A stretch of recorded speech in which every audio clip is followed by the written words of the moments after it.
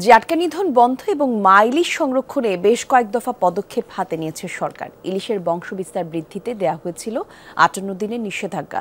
এত কিছুর পরেও আশানুরূপ হারে মিলছে না ইলিশ।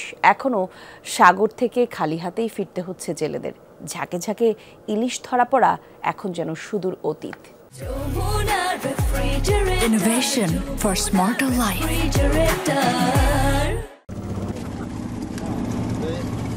ইলিশ মাছের রাজা বলেই যার পরিচয়। বিশ্বজুড়ে রসনা বিলাসীদের কাছে খ্যাত অনন্য স্বাদের জন্য।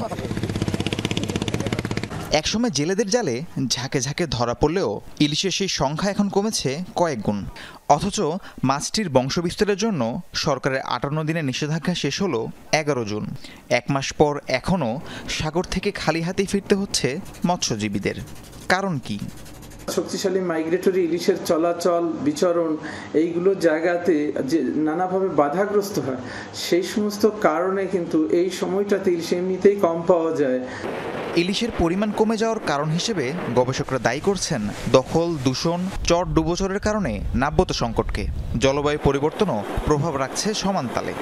দূষণ বেড়ে গিয়ে তাদের খাদ্য যে পরিমাণ যে সমস্ত অঞ্চলে উৎপাদন হওয়ার কথা সেগুলিতে ঘাটতি হয়। ইলিশের সেই স্বাভাবিক চলাচলের অঞ্চলগুলো ব্যাপকভাবে বাধাগ্রস্ত হয়। তাদের এই উৎপাদনশীলতা কম, অর্থাৎ এই সময় ইলিশ জেলেরা কম পরিমাণে ইলিশ পাচ্ছে। তবে আগামী কয়েকদিনে পর্যাপ্ত ইলিশ ধরা পড়ার প্রত্যাশার কথা জানালেন এই গবেষক।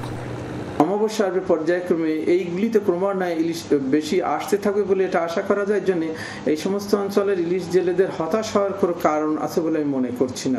২০২৩-২৪ অর্থ বছরে দেশে ইলিশ আহরণ করা হয়েছিল ৫,২৯,০০০ মেট্রিক টন। রাহিম সারোয়ার, যমুনা নিউজ।